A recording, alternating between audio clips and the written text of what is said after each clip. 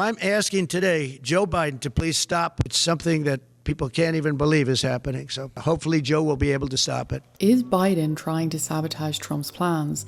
And more importantly, is he starting to succeed? The latest moves from the Biden administration are shocking, and they could drastically impact Trump's plans, so much so that Trump has made a public plea to Biden to stop what he's doing and to try to help.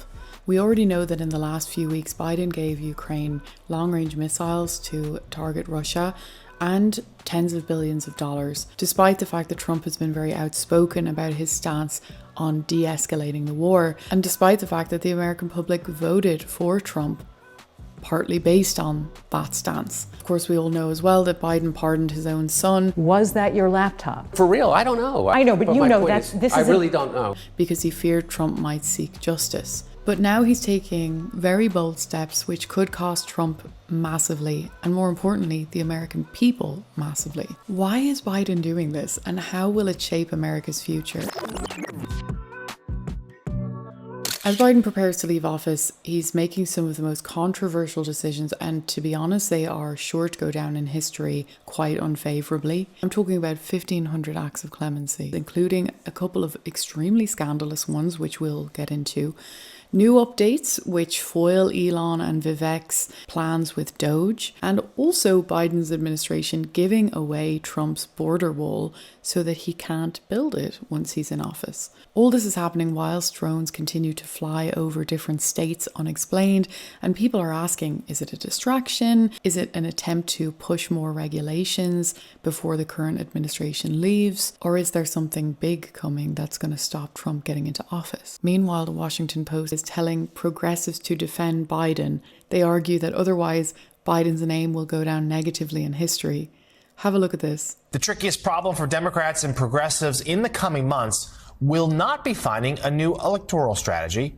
A far more pressing imperative is to prevent Donald Trump's victory from discrediting Biden's genuinely impressive accomplishments and the course he set for the country, which was broadly correct. The truth about the Biden economy should not be lost in the mire of political defeat and messaging failure. It's a reality that will make it much easier to defend his domestic policy legacy. I would argue that if Biden's name is going to go down negatively in history, it's probably because of the actions that he's taken during his administration, especially in the last couple of months before he leaves office. I don't think we're going to forget history.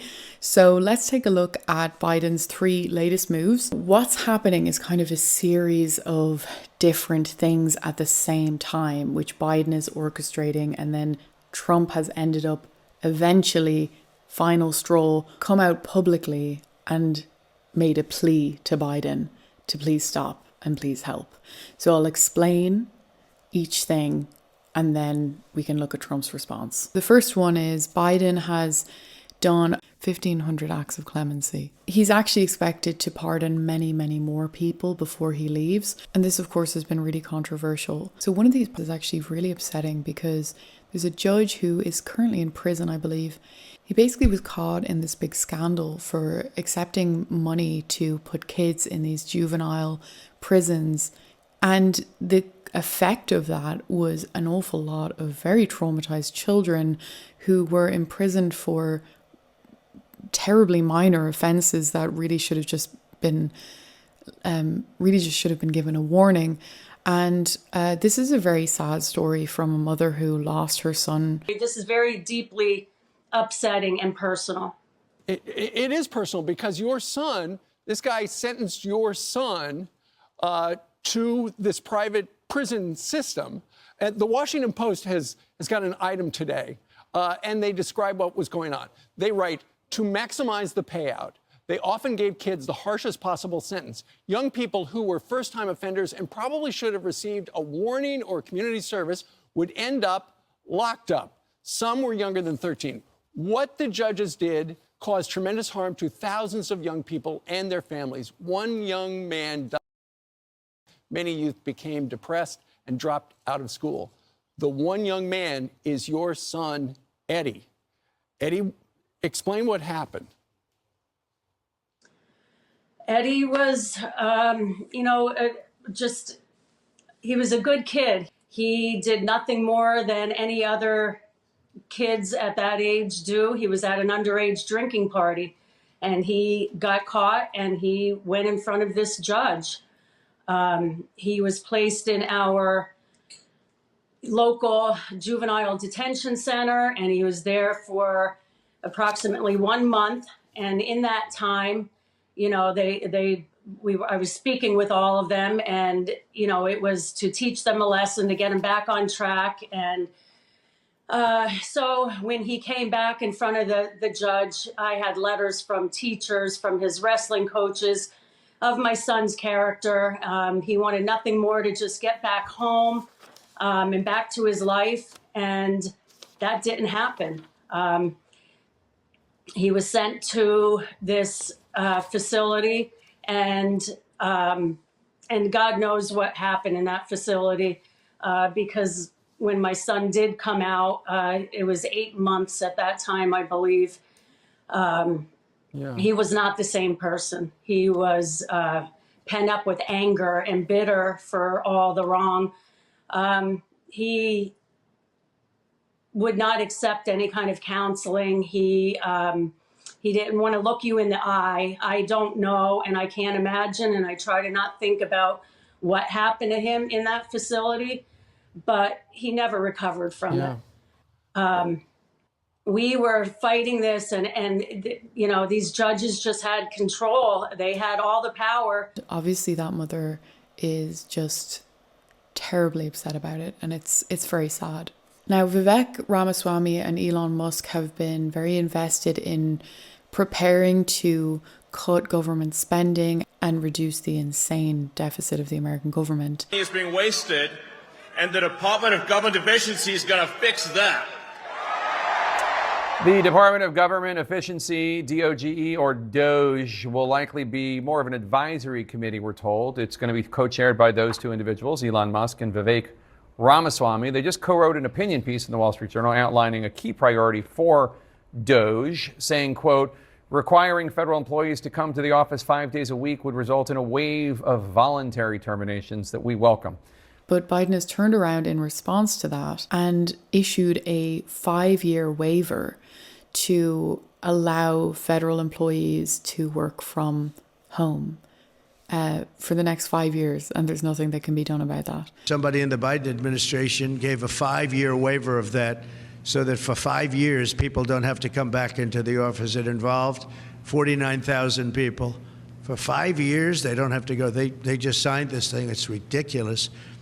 So it was like a gift to a union, and we're going to obviously be in court to stop it. Now, I understand in a day and age when we have so much teleworking and people work from home a lot more, you might be like, yeah, like people should be allowed to work from home. But I also understand that like the new administration has been very outspoken about their plans to reduce government spending, and that this was one of the ways they were going to do it.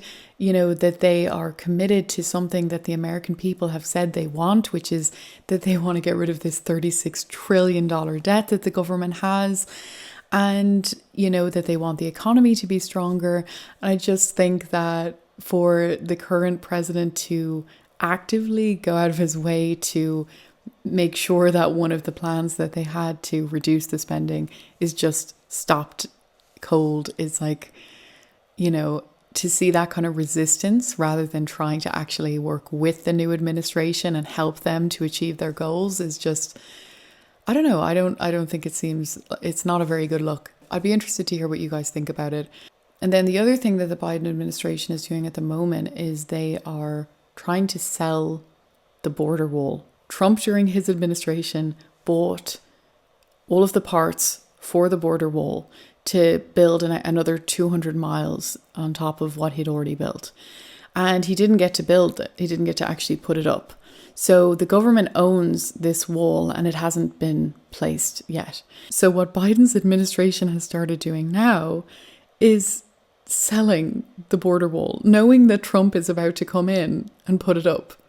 They're selling it.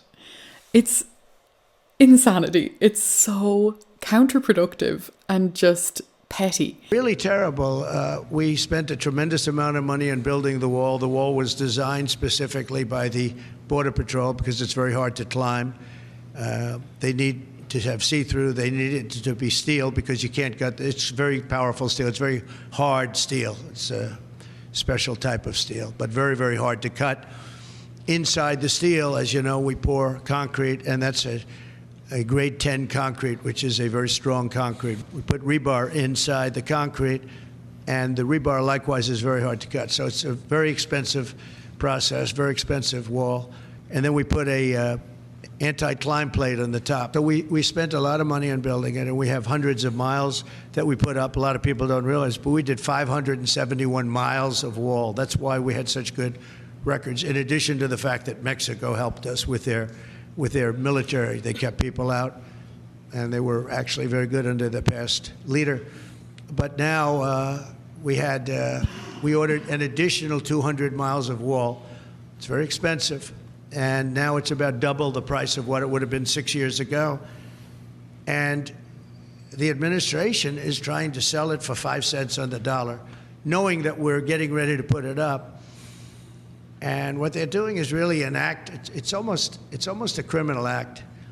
They know we're going to use it, and if we don't have it, we're going to have to rebuild it, and it'll cost double what it cost years ago, and that's hundreds of millions of dollars, because you're talking about a lot of wall. It's being sold for around 99% less than the original cost. And Trump went to the people who are buying it, and he said to them, I want to buy it off you because I'm intending to build the wall. I need that wall. And the buyers said to Trump, we'll sell it to you, but for hundreds of times more than what they're buying it for, which is, of course, going to just end up costing the government, and therefore the people of America, more money.